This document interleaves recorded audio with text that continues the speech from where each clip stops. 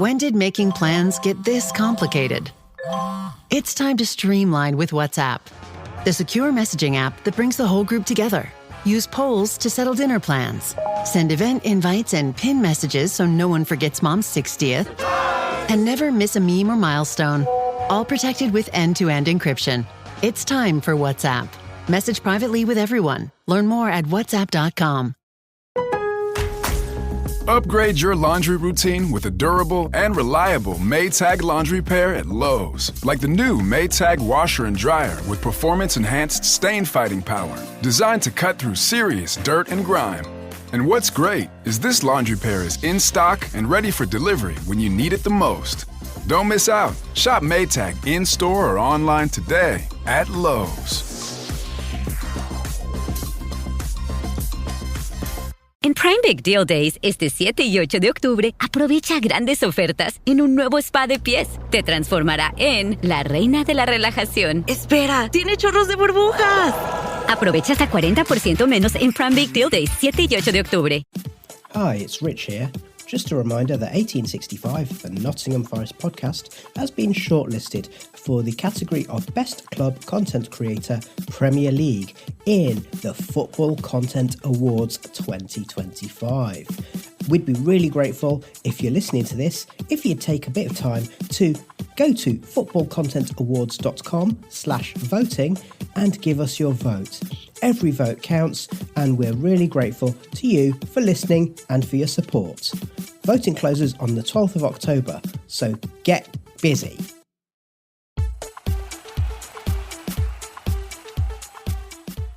You're listening to 1865, the Nottingham Forest podcast with George Edwards.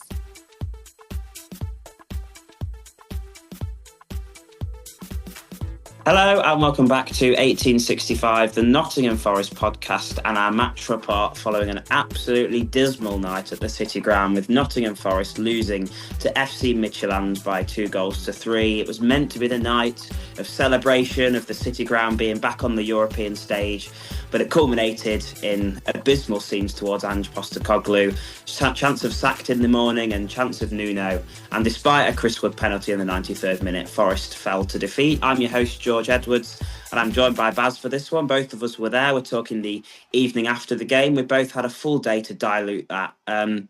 And, you know, we'll go through the start of the game and what went through, but I think we have to start with what happened at the end, because the third goal goes in for Midtjylland and half the stadium leave, and the other half that doesn't leave begin very vocally chanting against Ange Postecoglou. Personally, I didn't join in with that. But, I mean, I think Tom said in the chat that the likes of Joe Kinnear and Gary Megson, even I remember Chris Houghton, weren't subject to that much hatred, Baz. So did you join in, and what were your thoughts on what we saw there? I didn't join in the sacked in the morning, but I did join in the Nuno chant. And as we were saying before, it was us two that did the Sunderland match report, and it's like it's a repeat of that. We're not set up to play Ange's football. We're not, like, as a fan base, we're not used to that kind of thing. So he's not going to get the time that Nuno got when he first came in, and it was so predictable. It was like as soon as their second goal went in, you could have written. The only thing that I got wrong about my prediction was I thought it would be Philip Billing that scored, because he always scores against us. Yeah, and the thing is, I mean, Ange is getting all the flack at the minute, and I agree with that. I didn't back the appointment of Ange, and I think particularly at the weekend, he looked out of his depth. And even last night, I mean, he stood there. I watched him stand there as the third goal was scored with his hands on his head. And you compared, I mean, I'm in the Brian Clough stand, and right opposite me are both managers. The whole second half, the Midtjylland coach, the assistant coach, the goalkeeping coach, they were up in the technical area, bouncing left and right, commanding. Ange was stood there with no support from his technical team, almost like he just couldn't influence anything. He made one substitution sort of to influence the game. Obviously, Savona came on in the first half and Moreno injured, but Wood's the only changes made tactically. And you could just sense that we needed a spark off the bench. Even someone like Yates, I know we had a lot of possession and that maybe didn't suit Yates, but we needed his energy to rekindle something because it just wasn't there. And we scored the 2 offside goals and we get the penalty at the end. But Ange just looked completely helpless, and that didn't help Baz to the flack that he got. No, I think I completely agree. It was a game that was crying out for Yates. I don't know who he could have replaced though, because actually the weird thing was I thought everyone played well. It's like apart from maybe Murillo for I was sat in a different seat to normal, so I was in the lower Bridgeford and right down sort of behind the goal. So when it was at the other end, I couldn't really see what was going on. But having seen the replay of their first 2 goals, especially, like I didn't even know the first goal had gone in because they only had 200 fans. They had that bloody annoying drum, but apart from that, because they only had 200 fans there, I didn't even know the kick had been taken. Yeah. It was right up the other end, and then suddenly everyone was walking back towards the centre circle. So, but having watched them back, I think maybe Murillo was off for the like wasn't paying attention for the second one, but he was injured, and it's like all the cliches about Ange just came out then. But I think actually we played really, really well. I thought it was crying out for Yates, but I don't know who he could have replaced. And I also think actually the Sunderland game, there was points where we looked like we didn't know what we were doing, and that's because he made too many changes. So I was almost pleased that he didn't make wholesale changes, but we needed that spark. We needed something, and yeah. And then in his interview afterwards, he looked broken. I watched like about half an hour ago. I watched the Newcastle pre-match press conference, and he looked better there, but after the game, he just sounded lost. Yeah. And I mean, the club is just lost at the minute, isn't it? Because Anne just came in, he's doing this thing that's completely different. And it feels like the last 4 years that Forest have built up under Cooper, under Nuno, that Nuno took a while for us to warm to. But there was that unity that really started after Houghton left and we started picking up under Cooper. And that's what got us to Wembley. That's what got us to stay up in the last day of the season. That's what got us to Anfield to win. You know, all of that stems from the unity and everybody buying into the same cause. And it just feels like overnight everything has sort of died in that sense at the football club. And on the night, I think Forest just lost the battle, didn't they? They played right into Midtjylland's hands. And I'm sure we're going to talk about the referee because, I mean, it was like watching Keith Stroud out there, to be honest. But that was one of the worst refereeing performances. But Forest just played right into their hands, allowing them to slow the game down and losing the physical battle, shown by the first 2 set-piece goals that we conceded. But let's get on to the lineup then and how Ange settles up. So there was obviously a formation change with Murillo coming back into the side. So it was Matt Sells in goal, Milenkovic, Morato and Murillo, the back 3, with Dan Ndoye and Nico Williams, the wing-backs, Elliot Anderson and Ibrahim Sangare in midfield, with Gibbs White, Hudson-Odoi and Jesus, the front 3. Now, I was a bit unsure what to make of that because I only saw the team sheet. And I mean, firstly, it's easy to say with hindsight, but I think putting Murillo straight back in when he's, missed longer than we thought anyway. Originally, I think the impression was he's only going to miss 1 or 2. He's missed sort of 4 games now. And especially when Morato is actually playing quite well, I just thought there's no need to rush Murillo back for a game that we actually expected to win as well. So for us to make that change and also make the formation change, I thought was quite strange. But what did you make of the lineup when you first saw it, Baz? I thought if Murillo's okay, and he was saying like we can only go off what Ange was saying in his press conferences and stuff. So before Sunderland, he was saying he's almost ready to go, but not quite. So you kind of trust him on that front. And then so he's saying, right, Murillo's ready to go, puts him in the lineup. And if Murillo's back in, especially against a team that are physical and we know are going to play long balls and play for set pieces, actually, yeah, I thought that kind of makes sense. We're low on fullbacks, so Ndoye can play as a wing back. I wouldn't trust him as a fullback, but yeah, as a wing back, that all makes sense. So it kind of made sense, but it all depends on Murillo's fitness. And the impression then is, yeah, he's done a Van de Ven Romero again. Yeah. So, I mean, the first thing that happened in the match was absolutely baffling, to be honest. Morato makes a sort of I mean, I've not seen it back, but he almost seems that he gets the ball and plants his foot. I don't know. The referee books Morato, and then there's incidents in the next sort of 10 minutes that are very similar that the referee doesn't book. So that doesn't start the game to the best foot. But Forest then actually started to grow into the game. There was Sangari and Anderson who had some shots from distance about 15, 16 minutes into it. So Forest actually was starting to purr around then. But then we get the free kick that was very soft, in my opinion. And then the resulting set piece that swung into the box from the right. It's flicked on. I think is it Billing at the far post? It's flicked on, and then it's in the middle. Diao, who eventually bundles it in. That's 2 set piece goals considered in a row from Forest. The third one obviously comes a few minutes later as well, and it just completely killed the vibe. I mean, my initial thought, I know you possibly didn't see it, that you've seen on the replay, but Anderson was our first man, and he was sort of blocked by Billing. I thought Billing might have been offside, but looking back at it, it wasn't. So I thought that was clever from Midtjylland. But to allow them to have a set piece so early on and score from the first chance they get, it was just so frustrating, Baz. Yeah, and as I said, I didn't even know they'd scored because from what I could see, no one even moved. It was like they were at the far end of the pitch, obviously, for me. But yeah, no one moved. I didn't even know the ball was in flight. And then suddenly everyone was walking back. And having seen the replay, actually, no one moved. Yeah. Yes. It was just like, yeah, we'll just kick it in there and then it will just go in. It was absolutely. I mean, I'm not going to claim that we've been defensively sound. It's been a long time since we've kept a clean sheet, even under Nuno. But one of the things he did last season was sort out how we dealt with set pieces. And for it to suddenly unravel so quickly is really, really worrying. Yeah. Well, we'll come to what happened 4 minutes later in a second, but 2 minutes after that, Forest did get back on level terms. But as I'm sure you had a good view of this one, so do you want to talk us through the equaliser at least? Yeah, so I think it was just a long ball from Sells, wasn't it? Yeah, under pressure, yeah. Yeah, but it came. I mean, this is the other thing. Is like Midtjylland they didn't play like Sunderland did.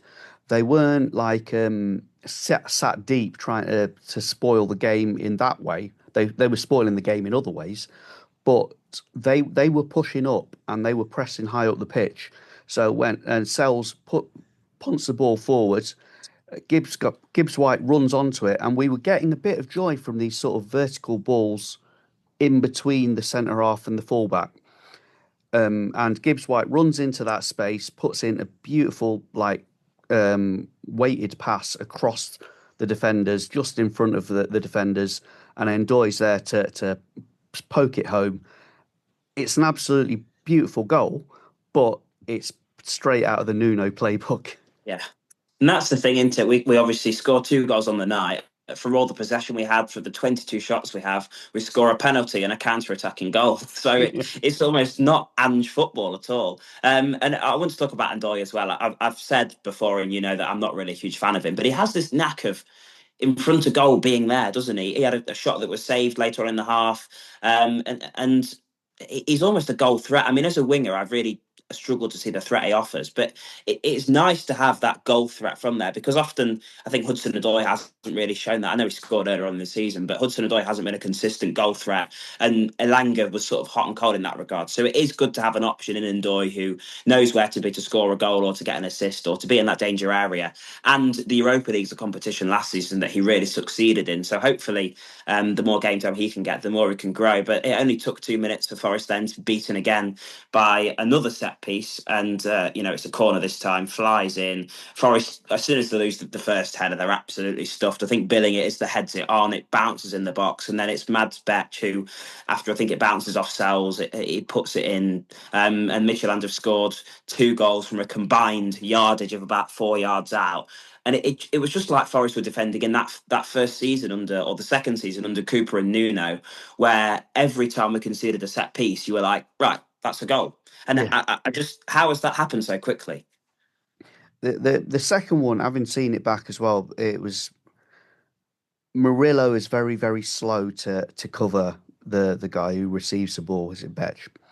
And then he goes off straight after, and that's where the question mark comes in: is actually, was he fit? Should he have started at all? Because yeah, if it had been a 4-4-2 or even a different defender, whether it was Willy Bolly or Zach Abbott or something, then yeah, you'd have expected someone to have been fast enough to cover that. And again, if it just feels like we're just giving them free hits. It's just let them put the ball in the box, and we'll just move out the way so it can go in. Yeah. Yeah, that's exactly how it felt. And we'll get onto the Murillo change as well, because to give Ange some credit, I actually quite liked what he did with that. I was wondering, I mean, he abandoned the inverted fullback thing for this game, and I wondered whether with Murillo being in the back three, would he get Murillo to step into midfield or something like that? Would he find a way to make it work because Zinchenko isn't on the pitch? Thankfully, he didn't. And then once Savona comes on for Murillo, when we go back to a back four, it really was set up exactly the way that Nuno used to. 4-2-3-1. You've got fullbacks that are attacking and overlapping. You've got Anderson, Sangare, Gibbs White in midfield. And that particular second half, that really started to purr. Sangare looked really threatening with the ball at his feet. I think there's still a question mark about him defensively and running back to his own goal. But you really saw them flourish. And I did like the way he set up. I think Savona, he's obviously struggled with minutes since Ange came in, and you could almost see why, because there was a hesitance there when he got on the ball, wasn't there, to go forward or to find Ndoye. He almost just turned back and passed it to Milenkovic and did the safe option. But what did you make of the way Ange set up from that Murillo move and how we played following that? I thought once Savona came on, we looked much, much better. And as you say, it's because we weren't doing the inverted fullback thing. We were playing with two very wide wingers and two fullbacks pushing on to give us overlaps and underlaps. And I thought the way we played looked really, really good. I do have to just to go back to the referee about how, frankly, incompetent the referee was. Just in front of me, there was a point where Savona, one of their players had the ball. Savona went up to tackle him. Their player cleared the ball. Savona took him out from behind, at least 2 yards away from the ball. The referee was stood right in front of it and just waved play on. It was like, it's not like we're complaining about the referee because it was just they were getting all the benefit of it. He was just incompetent. Yeah. No, he was that atrocious. And I'll get back to you about the one that sticks in my mind. I think it was in the second half, and the ball is bouncing and it drops to Anderson. Anderson puts the foot out. Anderson wins the ball. Anderson then gets kicked, and then Anderson concedes a free kick. I was completely like, what have you seen? And it was just time and time again. You didn't know which way was going to give anything, and most of the time it was against Forest. And it just played into Midtjylland's hands because they wanted to stop the game whenever they could, slow Forest down, and it played right into their hands. Yeah, definitely. But yeah, to go back to it, I thought that going back to that 4-2-3-1 without an inverted fullback, I thought it worked really, really well. But we didn't really look like we were that threatening either in the first half. No, but I was very happy post-match because in all the press conferences so far, when we've underperformed, Ange just came out and said we were dominant. If he came out and said that when I was sat in the car on the way home, I think I'd have crashed into a tree because it's been doing me insane him saying that. But yeah, the second half performance did improve, but at half time it was Forest 1, Midtjylland 2. The 1865 match report. At Sierra, discover top workout gear at incredible prices, which might lead to another discovery. Your headphones haven't been connected this whole time. Awkward. Discover top brands at unexpectedly low prices. Sierra, let's get moving. You're listening to 1865, the Nottingham Forest podcast. Hello and welcome back to 1865, the Nottingham Forest podcast, and our match report or rant following the 3-2 loss to Midtjylland that sees Forest, I think we're 26th in the Europa League table, but at least it's early days.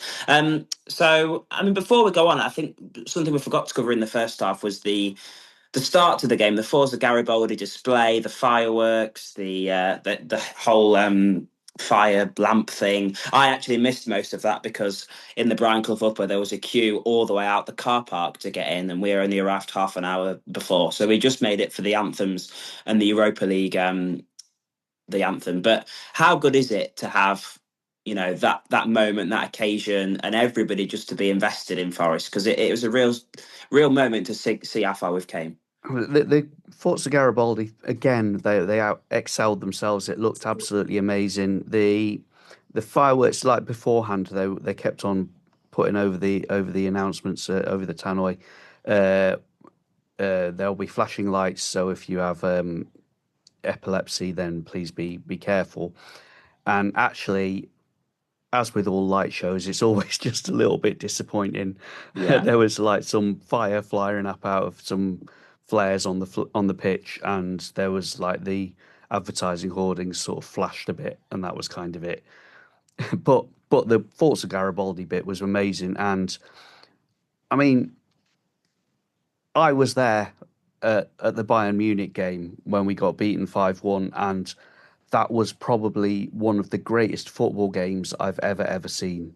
The atmosphere, everything about it was absolutely incredible. So I was so looking forward to this. And that bit at the start, it did feel special. It's just, that makes it even worse the way it ended. And it is so annoying that that's just been lost now, that nobody's thinking about Forest are back in Europe, the City Ground's back, Forza Garibaldi have been fantastic. Everybody's just thinking about the absolute car crash that we saw on the pitch. I mean, in the second half, I've got the stats up here. We had 67% of the ball. XG, which is a ridiculous stat in my opinion, but the XG was 1.24. Midtjylland's was 0.08. They only had one shot in the entire half, and we know what happened with that one. But Forest with all that possession, all that XG, they only had 10 shots they actually had more shots in the first half than they did in the second half. And I mean, it looked like we were playing with a bit more threat in the second half. I mean, yeah, I think Sangare and Anderson started to shine a little bit better in the second half. Gibbs White was in the game a lot more, and we did look a threat, but I never really thought we didn't string like a 5 or 6 minute spell together where we were creating chances, getting the pressure on Midtjylland. I think they always felt comfortable in the game, Baz. And I don't know about you, but I never felt that we would go and get that equaliser. No, as soon as the second goal went in, I was like, I know how this game's going to go now. The only thing, as I was saying before, the only thing I got wrong about my prediction about how the rest of the game would pan out was I thought it'll be Philip Billing that scored against us, but because he always scores against us. But the rest of it, yeah, I knew that we were going to play high up the pitch. We were going to have lots and lots of possession. We weren't really going to test their keeper, and then we were going to get hit on the break. It's just like written in the stars. And I was watching a highlights video earlier today, because I was where I was sat, I couldn't see a lot of it. So I was watching the highlights video, and it went from the end of the first half to the 85th minute. It was like, actually, there weren't any highlights.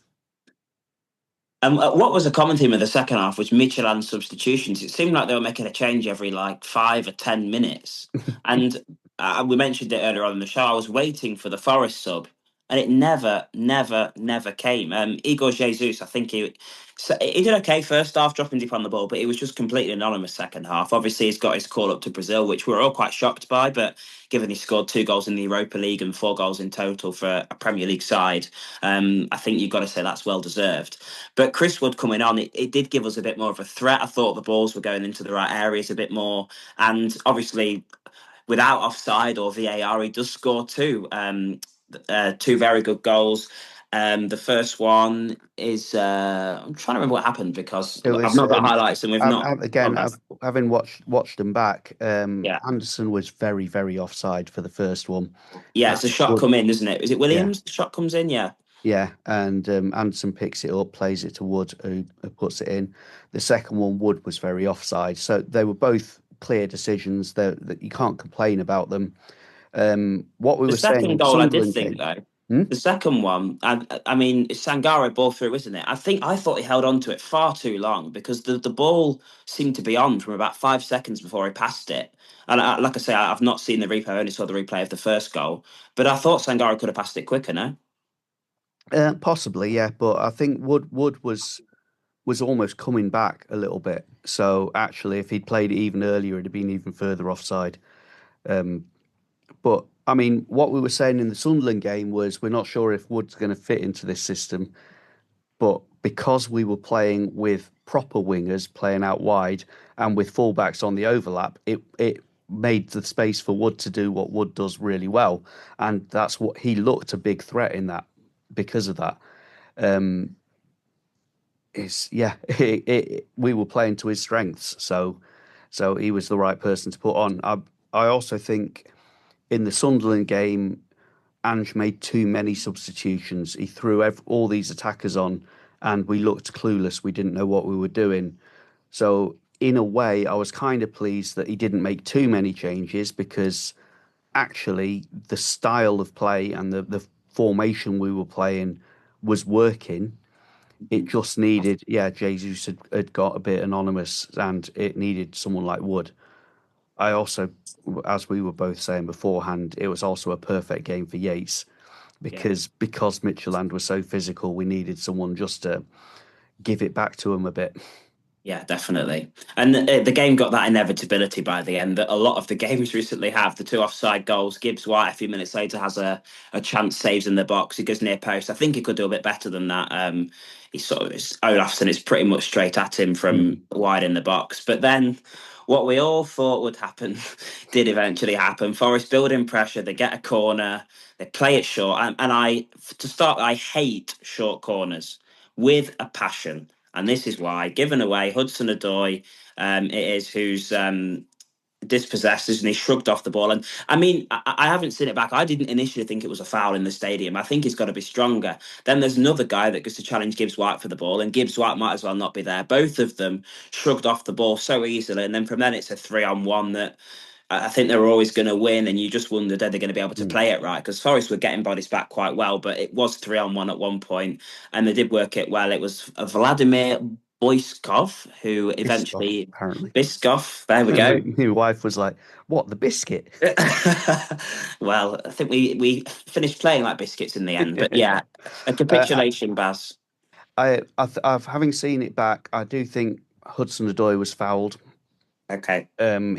He tripped him basically, but we just had 87 minutes of the referee not giving stuff that he should have given, so there's no point complaining about it.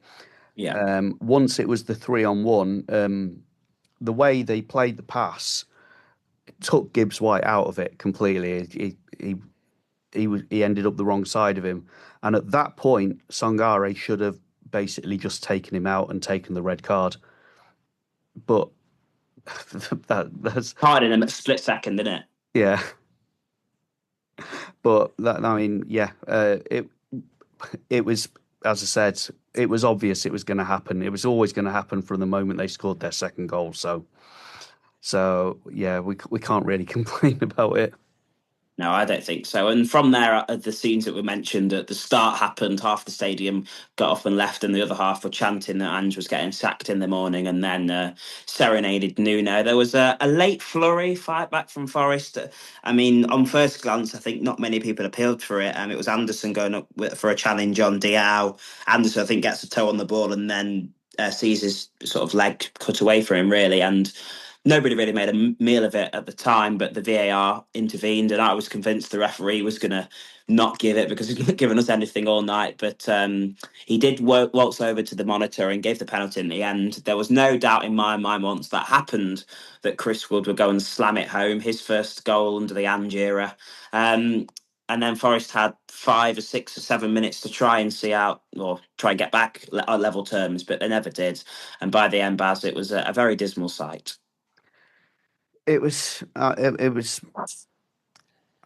don't think it was a soft penalty, but it was. I've also a pity penalty. Eh? Was it a pity penalty? I've seen them not given. It was basically both legs went up at the same time, and Anderson got to it first, and the other guy got Anderson's foot. So you could argue it was a 50-50, but yeah, so maybe a pity penalty. I don't think the referee had any idea of pity. He didn't even really know what was going on. But it was like, I think it was like 3 minutes into injury time. We all knew it was going to be too late, and if we had equalised, I don't think it would have been deserved. So that says it all, really. Yeah, and Forest were beaten by a team that was them a few years ago that just played with so much fight and heart and passion. And at the end, they just wanted it far more than Forest. And it was actually quite nice at the end to see how much it meant to the 167 travelling fans and the players. They're second in the Europa League now, and Forest are towards the bottom. Now, where do we go from here? Because I was asking people that I sit near at the stadium, can you see anything other than us getting battered at Newcastle at the weekend? And everybody pretty much said no. And then you look ahead and you think of Chelsea, you think of Bournemouth, you think of Porto, who have won both games in the Europa League. They've won 7 games out of 7 in the Portuguese top league, and they've only conceded 1 goal all season there. You think, where is this win that Gibbs White, that Ange keep talking about? We just need one win to kickstart it. I mean, I can't see it coming. Can you see it coming at St James's Park? Because that's the game that ignited the Nuno reign. Yeah. If you think about it, I know Newcastle aren't quite as good as they were last season, but what they're good at is scoring from set pieces and hitting people on the counter-attack. You're thinking, so we're going to go there. The ideal team for them to play. I genuinely can't see where. Don't get me wrong. Even if I don't.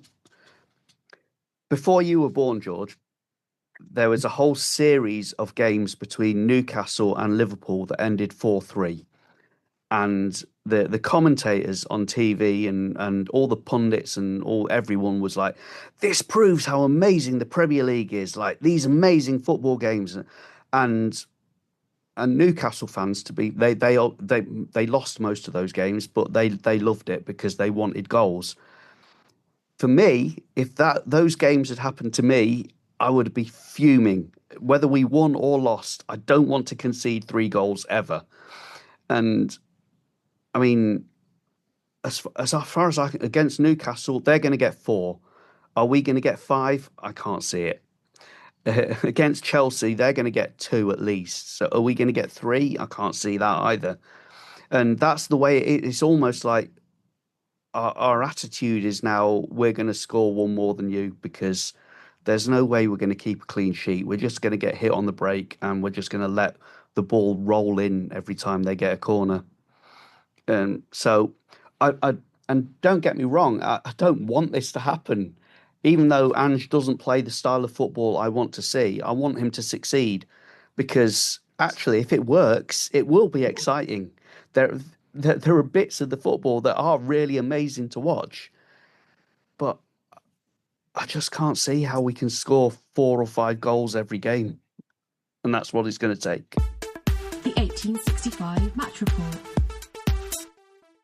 Eczema isn't always obvious, but it's real.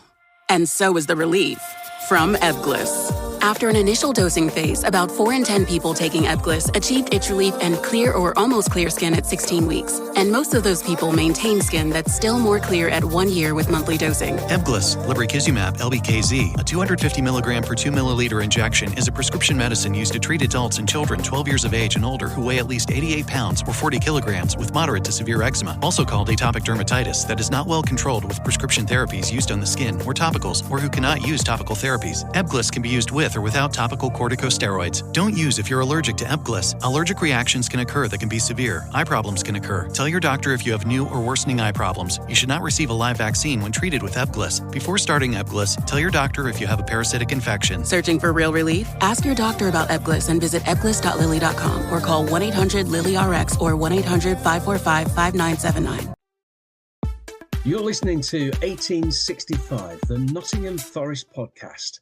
to give Ange a little bit of credit, as we mentioned, he set us up by the end in a style that the players were more familiar with and in a way that looked like we could create chances more. I just really hope he sticks with it. With Zinchenko, obviously, if he's out, I don't know how long he's out for, but that worked, Ange. And it's hard without Aina because I think Aina is a far better defender than Zinchenko anyway, far better footballer.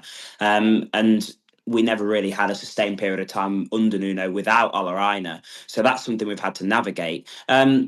I also don't think Marinakis, I think he won't stand for it for a while, but he'll stand for it for a little bit because he will not want to admit that he's made a mistake, will he?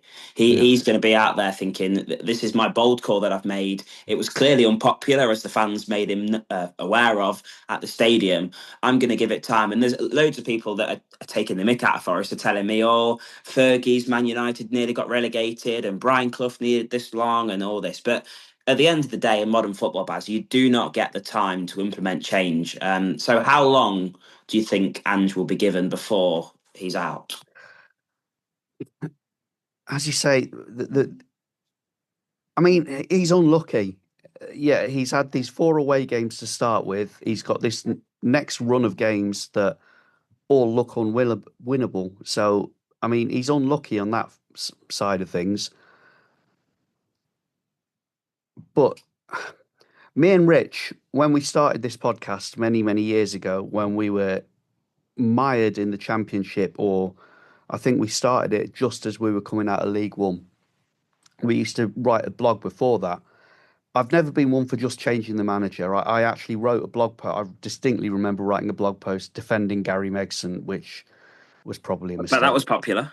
Yeah, but every season with Forest, we could start off, by 6 games in, we'd say, yes, this looks like a relegation season. And we had like these criteria, one of which was dominating games without getting the goals. And yeah, I don't know how long Marinakis isn't afraid to pull the trigger. I mean, obviously he does it in Greece much more than he has done here. It certainly can't go beyond Christmas. We're going to be in the relegation zone very, very soon, if we're not already. I don't know where we are even. I don't look at the table now. But certainly at Christmas, we're going to be in there. And so something has to change before then. And I can't see it be... the change I want is us to start scoring goals and stop conceding goals and winning matches. But I can't see where that's going to come from in the short term or even the medium term. And as well, I've just got the table up, and if you look, we're 17th in the league, and it's very early, as you mentioned, but the teams around us, West Ham, they've obviously just got Nuno in, so you're expected a new manager bounce of sort, and with how the season has started for them, they've got quality players to get them out of it. Wolves did this last season and managed to resurrect themselves. Burnley are just below Forest. Then above Forest, you've got Villa and Newcastle, who you really can't see being there for a long period of time. There's Man United, who are 14th, which they're not going to go down if we're being honest, but they've probably been around us all season. So you're looking at that and thinking, you're expecting a lot of them teams to pick up. Forest better bloody pick up, because otherwise it could get very sticky. But anyway, let's park that for now. I'm sure on this Saturday morning, listeners, you don't really want to hear us droning about that.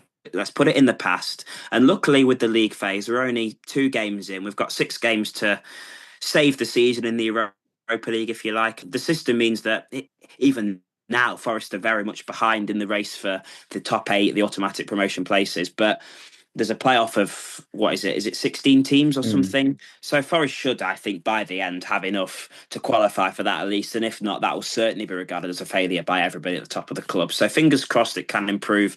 And hopefully it needs to improve by Saturday when Forest take on Newcastle at St James's Park. Thank you for listening, and thank you, Baz. We'll have a report following that. I think it's myself and Tom doing that one. That'll be in your feeds on Monday morning. You can find all the links to the social media for the podcast and where to listen at the words 1865.football. Until then, have a good weekend, and hopefully Forest can pick it up away at Newcastle. Come on, you Reds.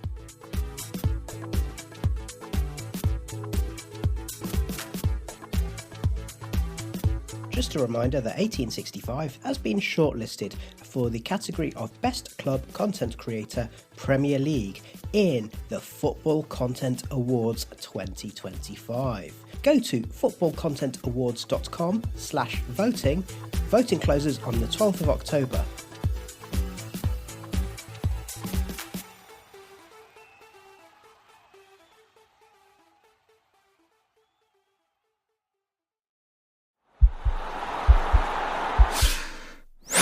This podcast is part of the Sports Social Podcast Network.